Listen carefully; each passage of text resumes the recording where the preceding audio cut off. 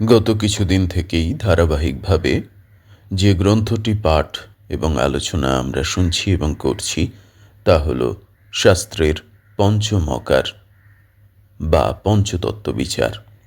এই পঞ্চতত্ত্ব বিচার আসলে তন্ত্রশাস্ত্রের খুবই গুরুত্বপূর্ণ একটি অংশ। এর আগে এই গ্রন্থের প্রায় 6টি পর্ব প্রকাশিত হয়েছে। আমরা আজকে 4র্থ অধ্যায়ে পাঠ করব এবং 7 নম্বর পর্ব আমাদের আলোচনার। গত যেখানে গিয়ে আমাদের আলোচনা শেষ হয়েছিল, অর্থাৎ শিষ্য জিজ্ঞেস করছেন গুরুকে যে, হে প্রভু, এইরূপ কৌলিক প্রথার ব্যবস্থাপককে। যারা এখনো বিষয়টি শোনেননি আর হঠাৎ করে এই অংশটি, এই প্রশ্নটি এলে একটু বুঝতে অসুবিধে হতে পারে, তাদেরকে অনুরোধ করব যে এর আগে 6টি পর্ব প্রকাশিত হয়েছে আলোচনার অডিও হিসেবে, সেটা শুনে নিতে পারেন। এবং এই যে পর্বটি প্রকাশিত হবে অডিও হিসেবে, তার নিচে ডেসক্রিপশনে আগের পর্বগুলোর লিঙ্ক থাকবে, অডিও লিঙ্ক থাকবে। তো শিষ্য বলছেন যে, প্রভু, এইরূপ কৌলিক প্রথার ব্যবস্থাপককে। গুরুদেব কহিলেন, বৎস, কৌলিক প্রথার ব্যবস্থাপক দেবী স্বয়ংই। অর্থাৎ এই যে সাধন প্রণালী, তন্ত্রশাস্ত্রের এই যে কৌলিক প্রথা, এই যে কুলাচার, এই কুলাচার স্বয়ং দেবী নির্দেশ করেছেন, দেবীর দ্বারাই সৃষ্টি হয়েছে। এই কথা বলে তিনি এখানে একটি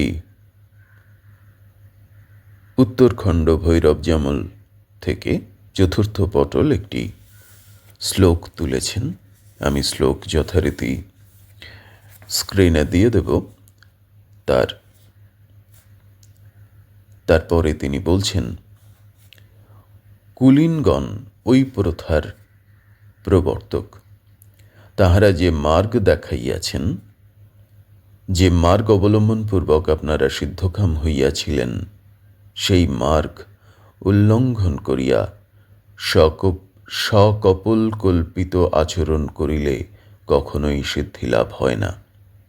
পূর্বে বশিষ্ঠদেব এইরূপ কুলমার্গ পরিত্যাগ করিয়া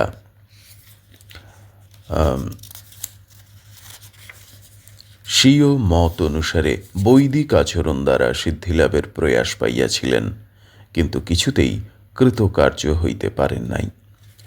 অর্থাৎ এখানে বশিষ্ঠদেবের বশিষ্ঠ প্রকরণ বলে আরেকটি অংশ থেকে উদ্ধৃত করা হয়েছে। আমি যথারীতি সেগুলো স্ক্রিনে দিয়ে দেব। তো বশিষ্ঠদেবের কথা এলো। বশিষ্ঠদেবের সম্পর্কে বলা হচ্ছে যে তিনি কখনোই এই পথ ছেড়ে বৈদিক আচরণ করেছিলেন, কিন্তু সিদ্ধিলাভ করতে পারেননি। অর্থাৎ বলা হচ্ছে যে কুলীনগণ এই প্রথার প্রবর্তক আর দেবী স্বয়ং প্রতিষ্ঠাতা কুলমার্গের, এবং যে মার্গ যথারীতিভাবে যেভাবে দেখানো ঠিক তেমন করেই এর আচরণ করতে হবে। এখানে কোনো কিছু আলাদা করে করলে কিন্তু হবে না, পরিষ্কার বলা আছে। তাই বলছেন, বশিষ্ঠের উদাহরণ দিয়ে স্বীয় মত অনুসারে বৈদিক আচরণ দ্বারা সিদ্ধিলাভের প্রয়াস পাইয়াছিলেন, কিন্তু কিছুতেই কৃতকার্য হইতে পারেন নাই। পরিশেষে বিরক্ত হইয়া দেবী মন্ত্রে অভিশাপ প্রদান করেন। তৎপরে দৈববাণী দ্বারা দেবী কর্তৃক উপদিষ্ট হইয়া কুলাচার মার্গ অবলম্বনপূর্বক বুদ্ধদেবের সহায়তায় মহাচীন প্রদেশে তপস্যা করিয়া সিদ্ধকাম হয়েন। তাহলে আমরা দেখতে পাচ্ছি বৈদিক শাস্ত্রের কথা এলো, বৈদিক প্রকারের কথা এলো, কুলমার্গের কথা এলো, তার সাথে সাথে বুদ্ধের কথাও এলো, এবং সেখানে আমরা স্বয়ং দেবীর উপস্থিতিকে অনুভব করতে পারলাম, দেবীর দৈব উপদেশ সেখানে এসেছে এবং মহাচীন প্রদেশে তপস্যা করিয়া সিদ্ধিলাভ হয়েছেন। অতএব বৎস, অন্যান্য মার্গ অবলম্বন করিয়া কার্যোদ্ধার করিবার উপায় নাই। অর্থাৎ যদি সিদ্ধিলাভ করতে হয় বা পরিপূর্ণ সাধনের বৃত্ত নির্দিষ্ট করতে হয়, তাহলে এই পথে আসতে হবে।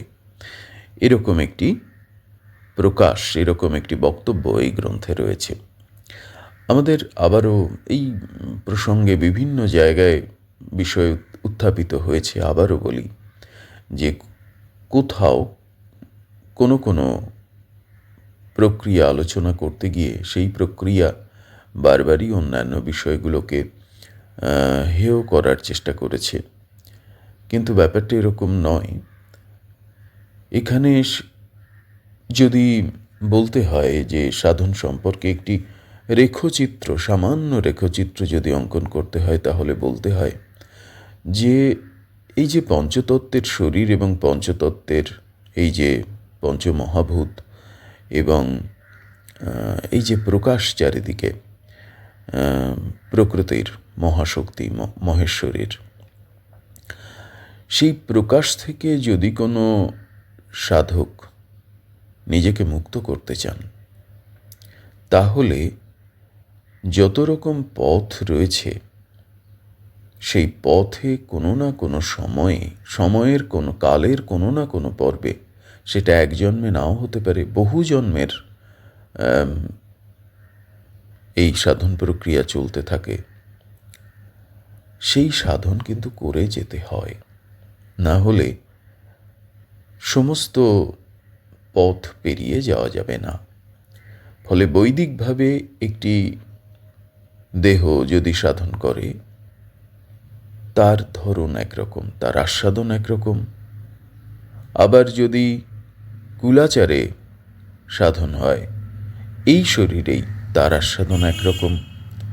আবার যদি শুধু ভক্তিতে, সব কিছুতেই ভক্তি আছে, কিন্তু যদি আমি একেবারেই বৈষ্ণবীয় যে ভক্তির কথা বলছি, সেই ভক্তিতেও সাধন হয়, সেক্ষেত্রেও একই রকম, আরেক রকম আস্বাদন।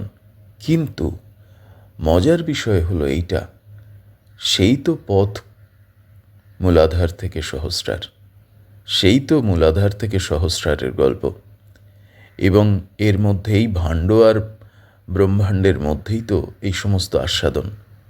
তাই পঞ্চতত্ত্বেরই আস্বাদন সমস্ত দিক থেকে। এই আস্বাদন পরিপূর্ণ না হলে এবং এই পথ সম্পর্কে সমস্ত রকম বিষয় জ্ঞাত না হলে কিন্তু এই মহাবিশ্বের মহাতরঙ্গ থেকে মুক্তি নেই। হয়তো সেই কথা বলার জন্যই এ কথা বলা যে তাহলে পূর্ণ, তোমার সম্পূর্ণ হবে না সাধন, এই কথা এখানে বলা। আমরা যদি এইভাবে বোঝার চেষ্টা করি, একজন সাধক যদি এইভাবে বোঝার চেষ্টা করেন, তাহলে ভারতবর্ষের এই বিভিন্ন ধর্ম, বিভিন্ন পথ, ধর্ম বলবো না, বিভিন্ন পথ সাধনের, হিন্দু ধর্মেরই, সনাতন ধর্মেরই যে বিভিন্ন পথ, সেই পথ একে অপরের বিরোধিতা করবে না। আমি যদি কোনো সাধক যদি পূর্ণ শিবত্ব বা অনন্ত ব্রহ্মত্বে মিশতে চান, তাহলে শক্তির বিভিন্ন রকম আস্বাদনকে তাকে অনুভব করতে হবে। সাধনের বিভিন্ন এত সাধন পথ এবং রূপ এবং আচার কেন? তার কারণ হচ্ছে শক্তিকে বিভিন্ন রূপে, পঞ্চভূতকেই বিভিন্ন রূপে আমার শরীরে এবং বিশ্ব প্রকৃতিতে অনুভব করা। তাই আমার মনে হয় যে এই যে একটি ধারা অন্য ধারাকে হেয় করছে, এটা না হলে হবে না, ওটাতে কিছুই হয় না। এবং এই সামান্য একটি কথা থেকে এত রকম বিভাজন, এই বিভাজনটার কিন্তু প্রয়োজন নেই, কোনো প্রয়োজন নেই। কারণ এটা মাথায় রাখতে হবে যে আমরা যদি দেখি যে দেবীর অবস্থান, দেবী ললিতাকে বলা হয় তন্ত্রের অধিষ্ঠাত্রী, আবার কালিকাকেও এক এক জায়গায় এক এক রূপে। শক্তিরই আবার বিভিন্ন বিভিন্ন ধরন বদলে গেছে দেবী শক্তিরই। তো দেবী ললিতার অবস্থান কিন্তু হৃদয়ে। আবার দেখা যাবে হৃদয়কে, অনাহত চক্রকে বলা হচ্ছে বিষ্ণুরও অবস্থান। ব্রহ্মা বিষ্ণু মহেশ্বর এই কল্পনা করলে স্বয়ং দেবীর অবস্থান যেখানে হৃদয়ে, সেখানে বিষ্ণুর অবস্থানও কিন্তু হৃদয়ে, ঔময়ের কথা যদি বলি। ফলে ব্যাপারটা আর বিরোধিতার জায়গায় যায় না। ব্যাপারটাকে আমরা যদি নিজেদের শরীর দিয়ে অনুভব করি, সাধনের ভেতরের, খুব ভেতরের কথা বলছি, ভেতরের অংশ দিয়ে অনুভব করি, তাহলে সেক্ষেত্রে কিন্তু চক্রকেন্দ্রিক হলে যেখানেই দেবীর অবস্থান, দেবী ললিতার অবস্থান বলি, বা বৈদিক মতে যে পঞ্চদেবীর কথা আছে, পঞ্চদেবতার কথা আছে, সেখানে দেবী সাবিত্রীর কথা যদি বলি, তাঁরও অবস্থান কিন্তু অনাহত চক্রে। আবার অন্যভাবে যদি হনুমানজির কথা যদি বলা হয়, তাঁরও কিন্তু যে বীজ সেটি কিন্তু অনাহতের। ফলে ধ্বনিতত্ত্বের জায়গা থেকেও কিন্তু এই মিলগুলো আমরা পাচ্ছি। ফলে বইটি তা নয়, এক এক পথে এক একজন সাধন করুন। নিশ্চয়ই যে পথে যে যখন সাধন করছেন সেই পথটিই তাকে ধরে থাকতে হবে, অন্যদিকে গেলে সাধন হবে না। কিন্তু আমরা যেন এই শ্রদ্ধাটুকু প্রত্যেকটি পথের জন্য রাখি যে এটি আমার জন্য এই জন্মে বা এই সময়ে নির্দিষ্ট, তার মানে অন্যটি ভুল নয়। এই শ্রদ্ধাটুকু, কারণ কাউকে না কাউকে, কোনো না কোনো পথকে অশ্রদ্ধা করা মানে কোনো না কোনো দেবী শক্তিকে বা কোনো না কোনো সাধন অস্তিত্বকে, প্রবাহকে অশ্রদ্ধা করা। অশ্রদ্ধায়, ভক্তিহীনতায় কখনোই কিন্তু পূর্ণকে সম্মান জানানো যায় না। হয়তো এই কথাগুলো বলতে গিয়ে এই অংশ একটু দীর্ঘ হয়ে গেল, কিন্তু একটা তো কিছু বার্তা থাকেই ব্যক্তি মানুষের মধ্যে, সাধকের মধ্যে। বা ভারতবর্ষ তো আমাদের কিছু শিখিয়েছে, খণ্ডতায় আমি সাধন করতে পারি, কিন্তু পূর্ণতাকে আক্রমণ করে, বিভিন্ন পথকে আক্রমণ করে, অপরের প্রতি বিরুদ্ধাচারণ করে কখনোই কিন্তু সাধনকে শ্রদ্ধা জানানো যায় না, পূর্ণতম শক্তিকে শ্রদ্ধা জানানো যায় না। আসি তার পরবর্তী অংশে। তাই এই কথাটি বলার জন্যই আমি এতগুলো কথা বললাম যে অন্যান্য মার্গ অবলম্বন করিয়া কার্যোদ্ধার করিবার উপায় নাই। তার মানে এই নয় যে অন্যান্য মার্গে সাধন হয় না। বশিষ্ঠের হয়নি। শিষ্য কহিলেন, প্রভু আপনি কহিলেন যে কুলীনগণ ওই কৌলিক প্রথার প্রবর্তক, অতএব কুলীন কে কে তাহা করিতে আজ্ঞা হয়। গুরুদেব একটি শ্লোক উল্লেখ করে কুলীন সম্পর্কে বলছেন। সেখানে বলছেন, দেবাদিদেব মহাদেব তিনি কুলীন, পালনকর্তা বিষ্ণু তিনি কুলীন, বাসবদেব কুলীন, সৃষ্টিকর্তা ব্রহ্মা তিনি কুলীন, আর মুনিগণ, পিতৃগণ, কিন্নরগণ এবং মনুষ্যগণ সকলেই কুলীন বলিয়া জানিবে। তারপরেও তিনি, অর্থাৎ এই জগৎ সংসারে যাদের কথাই আমরা শুনেছি, তারা সকলেই কুলীন। এরপরে তিনি একটি শ্লোক তুলেছেন, তার অর্থ করলে এবারে সেইটা শোনার পরে শিষ্য বলছেন, প্রভু কুলাচার প্রথায় পঞ্চতত্ত্ব নিয়োজিত হইল কেন? ইহার বিশেষ বৃত্তান্ত আমাকে কৃপা করিয়া জ্ঞাত করুন। জগতে এত দ্রব্যাদি থাকিতে এরূপ ব্যবস্থা কে করিল, তাহা অনুগ্রহ করিয়া প্রকাশ করুন। অর্থাৎ কুলাচারের এই সমস্ত তত্ত্বগুলো কে এবং এই পথ কে তৈরি করল? গুরুদেব কহিলেন, প্রণিধানপূর্বক চিন্তা করিলে ইহাই বুঝা যায় যে পঞ্চতত্ত্ব দ্বারা সমস্ত জগৎ ব্রহ্মাণ্ডকে পূজা উপহার জন্য আহ্বান করা হইয়াছে। কারণ মদ্য বলিলে যখন জগতের সমস্ত অনলময় দ্রব্যের উৎপাদিকা শক্তিরূপ তেজকে বুঝায়, মাংস বলিলে যখন জগতের সমস্ত প্রাণীপুঞ্জকে বুঝায়, মৎস্য বলিলে যখন সমস্ত মৎস্য জাতিকে বুঝায়, মুদ্রা বলিলে যখন উদ্ভিদাদি সমস্ত পদার্থকেই বুঝায়, মৈথুন বলিলে যখন সৃষ্টি প্রক্রিয়ার কারণীভূত অব্যক্ত আনন্দ রসপূর্ণ ইচ্ছাময়ের ইচ্ছা ক্রিয়া ও জ্ঞান শক্তিকে বুঝায়, তখন আর জগতে এমন কোনরূপ পদার্থ বা ক্রিয়া রহিল না যদ্বারা বলা যাইতে পারে দেবীর তৃপ্তির জন্য এই পদার্থটি উৎসর্গ করিবার বাকি রহিল। সুতরাং এতদ্বারা ইহাই বুঝা যাইতেছে যে পঞ্চতত্ত্ব সমস্ত জগতের সমষ্টিমাত্র। পঞ্চতত্ত্ব দিয়া আরাধনা করাও যা, আর সমস্ত জগৎ ব্রহ্মাণ্ড উৎসর্গ করাও তা। এ নিমিত্ত দেবীর তৃপ্তি সাধন জন্য ব্রহ্মা বিষ্ণু ও মহেশ্বর কর্তৃক এইরূপ ব্যবস্থা সংকল্পিত হইয়া কৌলিক সূত্রে গ্রথিত হইয়াছে। এইরূপ আরাধনা কার্য দ্বারা তাহারা সকলেই সিদ্ধকাম হইয়াছিলেন বলিয়া উহা অভ্রান্ত হইয়াছে। সুতরাং উহা চির প্রচলিত এবং কৌলিক বলিয়া প্রসিদ্ধ। পঞ্চতত্ত্বের কি ব্যাখ্যা আমরা গুরুদেবের মুখে শুনলাম। এখানে যে চরিত্রটি গুরুদেব হিসেবে বলা হয়েছে, তিনি কি অপূর্ব করে শিষ্যকে বোঝালেন যে কাকে বলে পঞ্চতত্ত্ব, মদ্য বলতে আসলে কি। সমস্ত জগতের উৎপাদিকা শক্তিরূপ তেজকে মদ্য বলা হচ্ছে বা মদ বলা হচ্ছে। মাংস বললে কি বোঝানো হচ্ছে? সমস্ত প্রাণীপুঞ্জকে বোঝানো হচ্ছে। মৎস্য বললে সমস্ত মৎস্য জাতিকে বোঝানো হচ্ছে। মুদ্রা বললে এই সমস্ত জগতের যে উদ্ভিদ থেকে মানে সমস্ত যে পদার্থ যা যা আছে সবকেই মুদ্রা বলা হচ্ছে। আর মৈথুন বললে বলা হচ্ছে এই সমস্ত সৃষ্টি প্রক্রিয়ার যে কারণীভূত অব্যক্ত আনন্দ রসপূর্ণ ইচ্ছাময়ের ইচ্ছা ক্রিয়া ও জ্ঞান শক্তিকে বোঝায়। তাহলে যেই মৈথুন বলা হচ্ছে, তখন সেই যদি বলা হয় যোগশাস্ত্রের কথা টেনে যে পরম শক্তি পরম ব্রহ্ম যখন কেউ কোথাও নেই,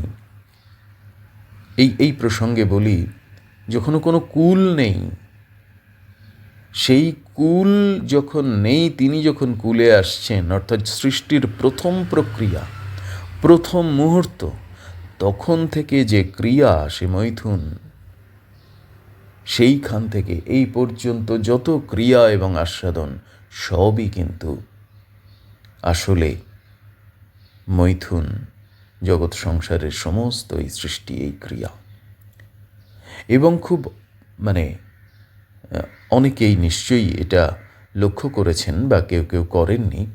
খুব আশ্চর্যের, বঙ্গদেশে বিশেষ করে দেবী কালিকা বিখ্যাত তন্ত্রশাস্ত্রে কালিকার যিনি ভৈরব, একটু কালীঘাট থেকে একটু দূরে গিয়ে একটু সামান্য হেঁটে যেতে হয়, যে শিব প্রতিষ্ঠিত আছে তার নাম নকুলেশ্বর শিব।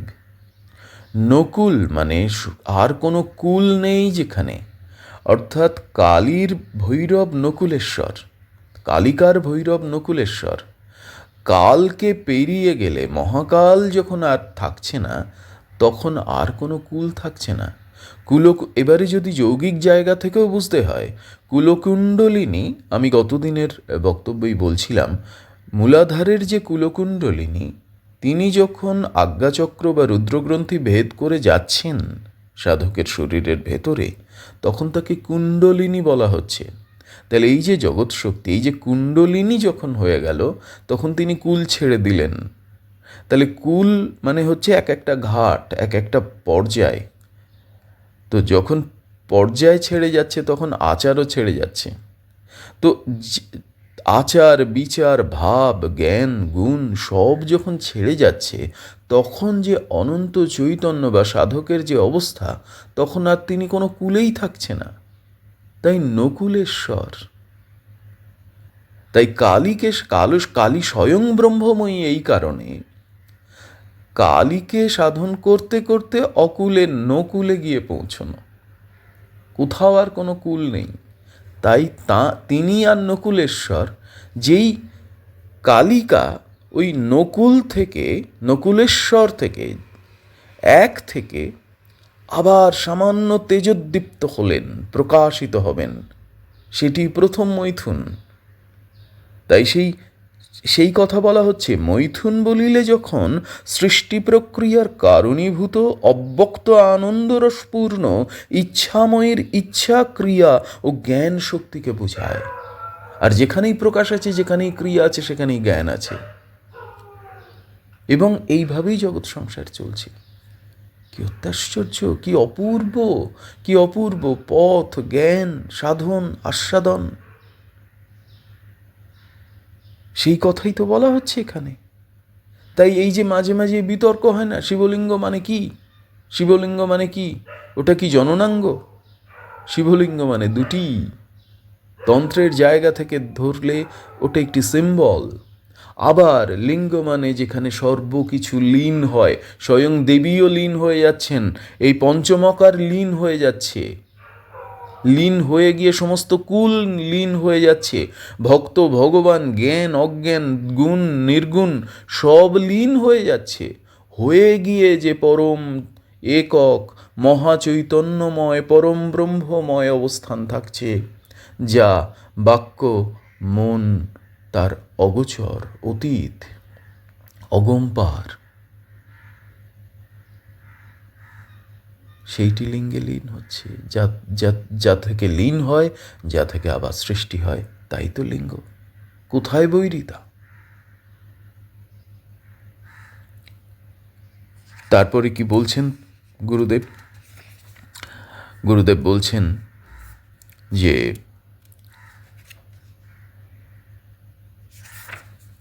সুতরাং এতদ্বারা ইহাই বুঝা যাইতেছে যে পঞ্চতত্ত্ব সমস্ত জগতের সমষ্টি মাত্র। পঞ্চতত্ত্ব দিয়ে আরাধনা করাও যা, আর সমস্ত জগৎ ব্রহ্মাণ্ড উৎসর্গ করাও তা। এইবারে জায়গাটি হচ্ছে, এই পঞ্চতত্ত্বের আরাধনা যখন হবে, তখন এই বোধটিও রাখতে হবে, এই জ্ঞানটিও রাখতে হবে সাধককে, যে আমি কি করছি। মৈথুন মানে কি করছি, মুদ্রা মানে কি করছি, মৎস্য মানে কি, মাংস মানে কি, মদ্য মানে কি। এ নিমিত্ত দেবীর তৃপ্তি সাধন জন্য ব্রহ্মা বিষ্ণু মহেশ্বর কর্তৃক এইরূপ ব্যবস্থা সংকল্পিত হইয়া কৌলিক সূত্রে গ্রথিত হইয়াছে। আবার এরকম আমরা আমরা সবসময় তুলনা করি, তাহলে কি ব্রহ্মার চেয়ে দেবী বড়, তাহলে কি দেবীর চেয়ে বিষ্ণু বড়, তাহলে কি বিষ্ণুর চেয়ে দেবী বড়, তাহলে কি ব্রহ্মার চেয়ে মহেশ্বরের চেয়ে দেবী বড়, আবার মহেশ্বর কি দেবীর চেয়ে বড়।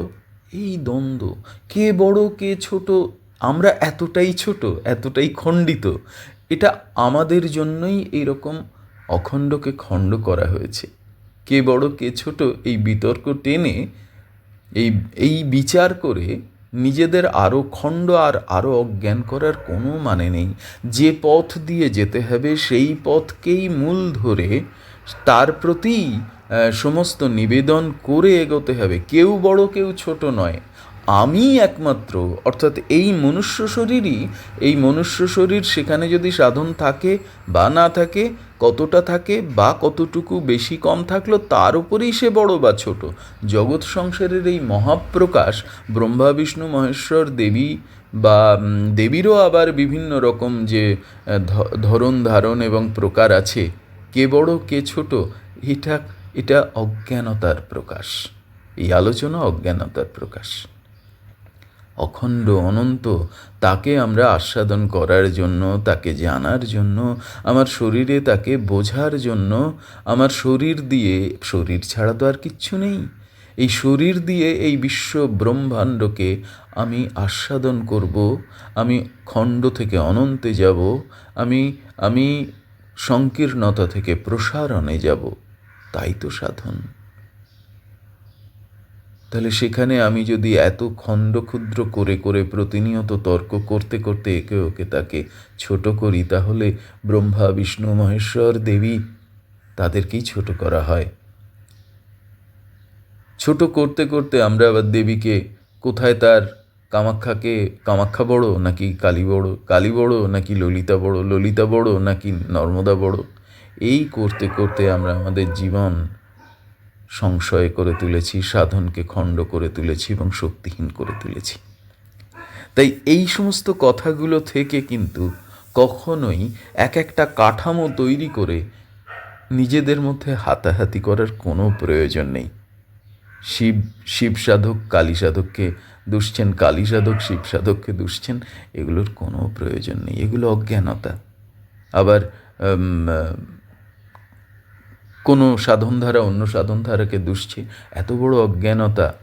ভারতবর্ষের মতো জ্ঞানপ্রবাহে জীবন যাপন করে, জীবন ধারণ করে, এর চেয়ে বড় নিন্দা এবং হাস্যকর, নিন্দনীয় অবস্থা এবং হাস্যকর অবস্থা কিন্তু হতে পারে না সাধকের।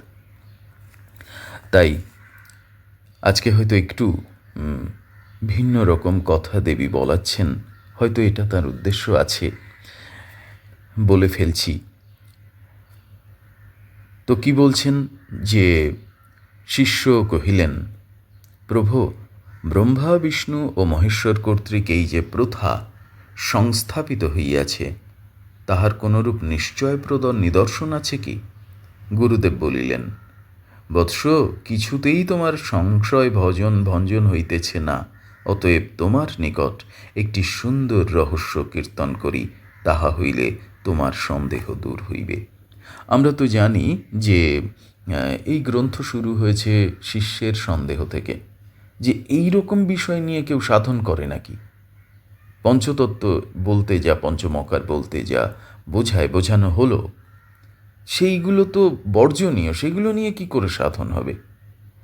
এই উত্তর, এই প্রশ্ন আর গুরুর উত্তর, এই প্রশ্ন আর গুরুর উত্তর করতে করতে গ্রন্থটি 1 পাতা থেকে 53 পৃষ্ঠা পর্যন্ত এসে গেছে। এবং আমরাও সেই আলোচনাকে আজকে এই 7 নম্বর পর্বে প্রকাশ করছি। তখন গুরুদেব বলছেন, অনেক প্রশ্নের উত্তর গুরুদেব দিয়েছেন, তা সত্ত্বেও তার সংশয় যাচ্ছে না। তখন গুরুদেব বলছেন, তোমাকে একটি কথা, একটি গল্প, সুন্দর একটি কাহিনী আমি তোমাকে জানাই, তুমি শোনো, যখন কিছুতেই তোমার সংশয় যাচ্ছে না। বলে তিনি একটি শ্লোক উদ্ধৃত করছেন। সেই শ্লোক, সেইখানে বলা হচ্ছে যে পঞ্চতত্ত্ব বিষয়ে পূর্বাপর সকলেরই সংশয় হইয়া আসিতেছে এবং সে সংশয়ের উচ্ছেদও হইয়াছে। কারণ সংশয় ছেদ না হইলে এতদিন এ ব্যবহার রহিত হইত। একদা এ সম্বন্ধে পার্বতী দেবী সংশয়চিত্ত হইয়া শঙ্করদেবকে জিজ্ঞাসা করিয়াছিলেন। অর্থাৎ এইবারে আবার দেবী পার্বতীর কথা আসছে এবং শঙ্কর মহাদেবের কথা আসছে। কি জিজ্ঞাসা করেছিলেন সেই কাহিনীটা আমরা পরের দিন শুনব, পরের পর্বে। আজকে এই পর্যন্ত, কারণ আবারও দীর্ঘ হয়ে যাচ্ছে আমাদের পর্ব। আমরা পরের দিন ঠিক এইখান থেকে শুনব যে দেবী পার্বতী এবং মহাদেবের কথার যে প্রসঙ্গ আসছে, সেখানে কি এসেছে এবং এই কৌলিক প্রথা সম্পর্কে, এই পঞ্চতত্ত্ব সম্পর্কে, সেখানে তার ব্যবহার, তার উপকারিতা বা তার তাৎপর্য, সেটা সম্পর্কে আর কি আছে, সেটা করা উচিত কি করা উচিত নয়, সে সম্পর্কে স্বয়ং দেবীর প্রশ্ন এবং মহাদেবের উত্তর শুনে নেব পরের পর্বে। আমার গুরুকে, আমার গুরুচরণে আমার শ্রদ্ধা, প্রণাম। মহাদেবকে আমার প্রণাম, শ্রদ্ধা। দেবীকে, দেবী নর্মদা, দেবী কালিকা, দেবী ধূমাবতী, দেবী ললিতা, দেবী মাতঙ্গী, দেবী কামাখ্যা, দেবী কালরাত্রি, এই জীবনে এই মহাশক্তির যাদের সংস্কারগত উপস্থিতি, কৃপা আমি অনুভব করেছি, তাদের প্রতি আমার আকুল প্রেম, ভালোবাসা, শ্রদ্ধা, ভক্তি নিবেদন এবং শতকোটি প্রণাম।